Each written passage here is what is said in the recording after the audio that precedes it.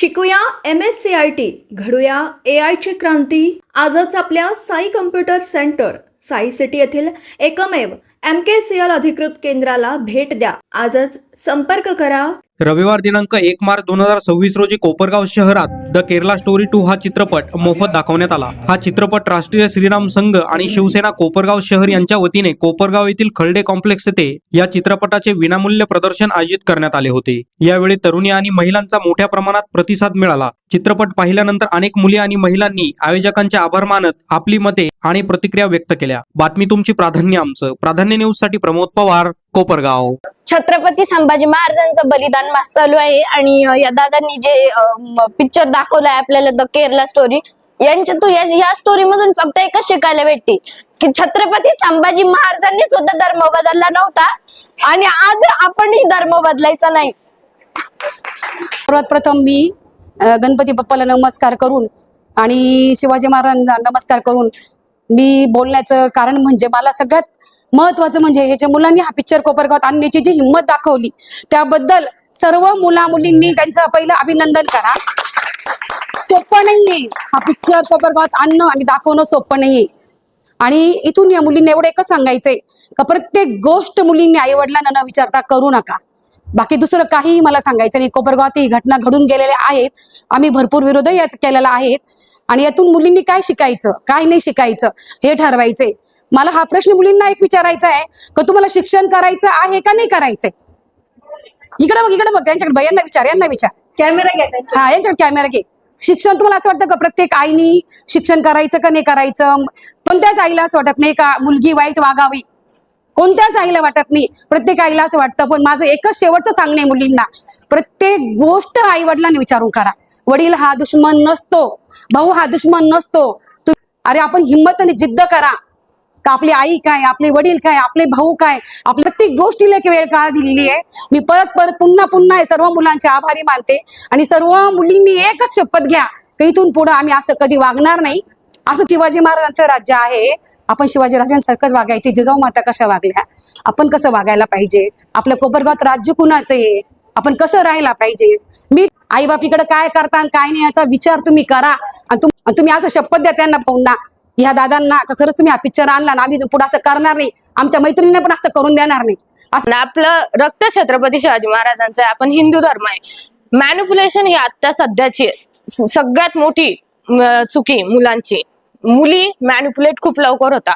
माझं म्हणणं एवढंच आहे का मी थोडी मॅच्युअर आहे, भलेही मला घरचे शिकवत नाही हिंदू धर्म, पण हा आपला मुलींना आपला एक हक्क असतो की आपण हिंदू धर्माचं, आपल्याला काहीच माहिती नाही.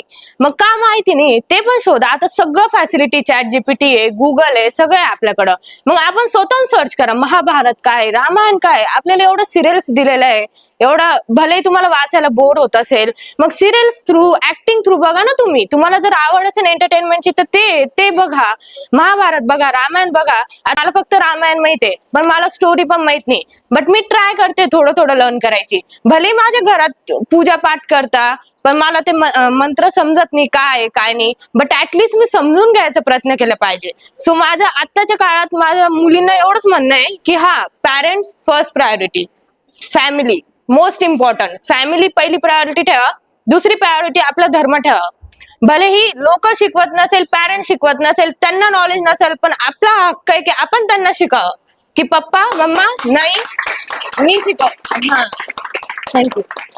मला फक्त एवढंच म्हणायचंय की आपल्या हिंदू धर्मामध्ये शिवाजी महाराजांच्या काळापासून जेवढं स्वातंत्र्य महिलांना देण्यात आलंय तेवढं कुठल्याच धर्मात देण्यात आलेलं नाही, तरी आपल्या मुलीला उमजत नाही.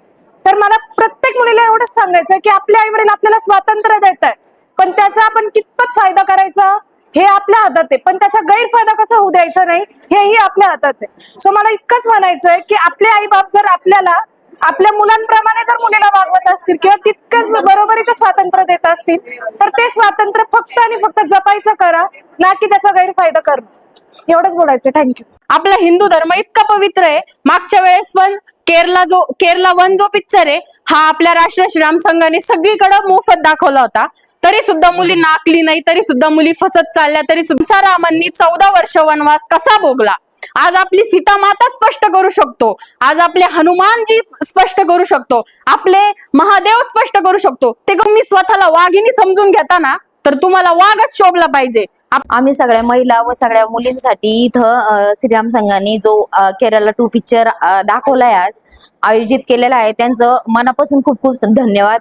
खूपच पिक्चर खूपच छान आहे, खूप घेण्यासारखं आहे. याच्यामध्ये आपल्या हिंदू धर्मामध्ये आपण लहानपणापासून मुलींना शिकवत नाही, बळजबरी करत नाही का धर्माचं कराच, पण आपल्या हिंदू धर्म हा सगळ्या जगभरामध्ये खूप खूप खूप ग्रेट असा धर्म आहे आपला, आणि त्याला सगळ्या हिंदू धर्मांना त्याचा स्वाभिमान अभिमान असलाच पाहिजे हे या धर्मामध्ये सांगितलंय. आणि कोणतेच आई बाप हे मुलांना वाईट शिकवत नाही. धर्म कोणताही असो, तुम्ही लग्न करणार आहे पण तुम्ही पहिले तुमचं कॅरेक्टर, तुमचं पहिलं स्वतःच्या पायावर उभं राहा व पहिले आईबापांचं तुम्ही आदर करा, त्यांचं ऐका. कोणतेही आईबाप असो, धर्म कोणताही असो, स्वीकारा न स्वीकारा याच्यामध्ये नाही, पण आईबाप तुम्हाला कधीही चांगलंही सांगणार. आज तुम्ही सगळं तुम्हाला देत गेले तेव्हा आईबाप सगळे चांगले तुमच्यासाठी. एक वेळा तुमचा विरोध केला तर लगेच आईबाप वाईट झाले का, स्वार्थी झाले का लगेच? म्हणजे तुमच्यासाठी तुमच्या आईबाप कितपर्यंत इम्पॉर्टंट आहे. आज 16 वर्षाच्या तुमच्या परवरिशी पुढं, तुमच्या सगळ्या संगोपना पुढं 6 महिन्याचं तुमचं प्रेम भारी पडतंय का, हे कितपत योग्य आहे हे तुम्हीच सगळ्यांनी ठरवा ना. मुलींना तुम्हीच ठरवा का आईबाप तुमच्या एका बाजूला आहे तुमचं प्रेम आहे. जिथं खड्ड्यात पडल ना तर उचलायला आईबापच येणार आहे, तुमच्या सोबत आईबापच येणार आहे. हेच तुम्ही करा का आईबाप तुमच्या विषयी कधीच वाईट नसता, कधीच नाही. बस एवढंच बोलायचं. जय श्रीराम सगळ्यांना.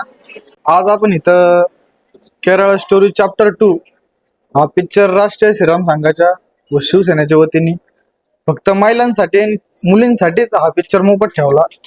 मुलीला लहान असतानाच आपल्या आईबापांनी घरच्यांनी आपल्या धर्माविषयी ज्ञान दिलं पाहिजे. महाभारत आहे, रामायण आहे, महाराजांचा इतिहास आहे, चांगला चांगला इतिहास त्यांच्या डोळ्यापुढे ठेवला पाहिजे, जेणेकरून ते भविष्यात त्या गोष्टीचा विचार करतील, दुसऱ्यांना सांगतील. झाशी की राणी आहे, पद्मावती बाई, राणी पद्मावती जिजामाता आहे.